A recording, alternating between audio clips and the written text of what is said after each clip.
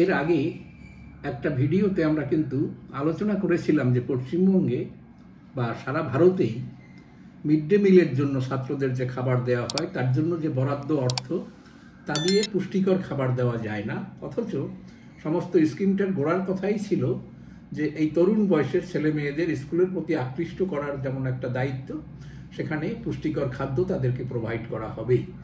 কিন্তু এই পর্যন্ত যে বরাদ্দ কেন্দ্র এবং রাজ্য উভয় পক্ষ কিছু কন্ট্রিবিউট করেন এই দিকে, সেখানে গত ডিসেম্বর মাসে সার্কুলার দিয়ে এই বরাদ্দের পরিমাণ কিছুটা বাড়ানো হয়েছে। সেক্ষেত্রে প্রাইমারি লেভেলে বরাদ্দ বেড়ে হয়েছিল 6 টাকা 19 পয়সা এবং আপার প্রাইমারি স্টেজে সেটা হয়েছিল 9 টাকা 29 পয়সা। তো আমরা সেই ভিডিওতে আলোচনা করেছিলাম যে কোনোভাবেই হোক না কেন সব চাল সরকারের দিক থেকে দিচ্ছে, যারা রাঁধুনি তাদের মাইনেপত্র সরকারের দিক থেকে দিচ্ছে, কিন্তু তা সত্ত্বেও থালা বাসনও সেখান থেকে সরকারিভাবে প্রোভাইড করা হচ্ছে। কিন্তু শুধু খাদ্যবস্তু যেটা এবং জ্বালানি এই দুটো সংগ্রহ করতে হচ্ছে এই পয়সার মধ্য থেকে। কিন্তু যে রুটিন যেভাবে দেওয়া হয়েছে, অর্থাৎ যে প্রস্তাবিত যে খাদ্য তালিকা সপ্তাহের সোমবার থেকে শুরু করে শনিবার পর্যন্ত, সেখানে সেই খাদ্য তালিকায় যে খাদ্যের কথা বলা হয়েছে দেখা যাচ্ছে যে ওই পরিমাণ বরাদ্দ অর্থ দিয়ে আর সেটাকে ঠিকমতো করা সম্ভব হয় না। এই জন্য আমরাও বলেছিলাম যে সরকার, কেন্দ্র এবং রাজ্য সরকার উভয় পক্ষ থেকে বিবেচনা করুক যে এখানে ঠিকঠাক মতো বাড়ানো যায় কিনা। আমরা আলোচনা করে জেনেছিলাম যে স্কুলের শিক্ষক বা যারা মিড ডে মিল যারা পরিবেশন করার দায়িত্বে থাকেন, ব্যবস্থা যারা করেন, তারা এই টাকার থেকে ঠিকমতো খাবার দেওয়া যায় না বলে তারা নানান কায়দা কৌশল অবলম্বন করেন। তার মধ্যে একটা হচ্ছে যে তারা ছাত্রের সংখ্যা একটু বাড়িয়ে দেখায়, অর্থাৎ স্কুলের যে পরিমাণ ছাত্র মিড ডে মিল খায় তার চাইতে আরও বেশি সংখ্যক ছাত্রকে আরও দেখিয়ে সেই যে বরাদ্দের টাকাটা সেটা তারা এই দিকে খরচ করে, তাতে কোনোভাবে একটা সুবিধা তারা করে কিছু খাওয়াতে পারে।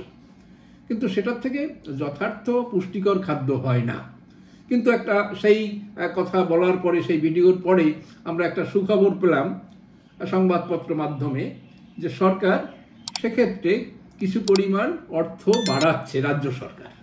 কারণ রাজ্য সরকারের এই খাতে যে পরিমাণ অর্থ বরাদ্দ করা ছিল দেখা যাচ্ছে সেখানে বেশ কিছু টাকা বেঁচে আছে।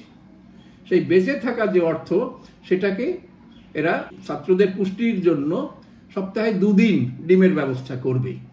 এখন এখানে এই যে পূর্ববর্তী তালিকার কথা আমরা বললাম, সেই তালিকায় কিন্তু 2 দিন ডিম দেওয়ার কথা ছিল। একদিন হচ্ছে বুধবার, সেখানে রাইস এবং ভাতের সাথে ডিমের ঝোল, এবং শনিবারেও ভাতের সাথে ডিমের ঝোল এবং মিক্সড ভেজিটেবল শনিবার দেওয়ার কথা।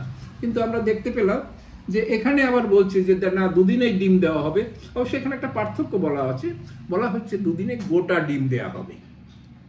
তবে এভাবে সরকারি সূত্র অনুযায়ী, সরকারি যে হিসাব সেই অনুযায়ী 85,92,783 জন ছাত্র এই আপার প্রাইমারি এবং লোয়ার প্রাইমারি এই লেভেলে তারা এর দ্বারা উপকৃত হবে এবং তারা সপ্তাহে 2 দিন একটা গোটা করে ডিম খেতে পারবে। নিঃসন্দেহে সেটা একটা ভালো খবর।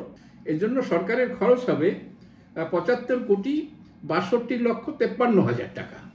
অর্থাৎ আগের বছরের বরাদ্দ থেকে এই টাকাটা বেঁচে আছে বলে এই জন্য এরা প্রতি ছাত্রের প্রতি গোটা করে ডিম 2 দিনেই খাওয়াতে পারবে।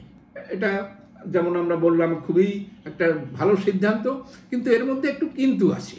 কিন্তু হচ্ছে এই বরাদ্দ অর্থটা যেহেতু আগামী মার্চ মাস পর্যন্ত, অর্থাৎ 31শে মার্চ পর্যন্ত, আজকে ফেব্রুয়ারি, এই মার্চ মাস, তো মার্চ মাসে পরে কিন্তু আর এই ব্যবস্থাটা থাকবে না।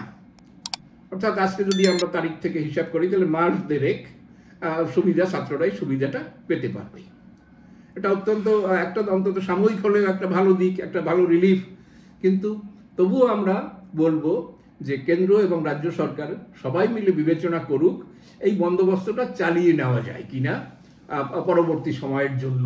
তাহলে যে পুষ্টির যে হিসাব বলা হচ্ছে, যে পুষ্টিকর খাদ্য দেওয়া হবে, তা কিছু পরিমাণে অ্যাটলিস্ট সেটা রক্ষা করা যাবে, সেটা কার্যকরী হবে এবং ছাত্ররাও এই খাদ্যের প্রতি আকৃষ্ট হবে।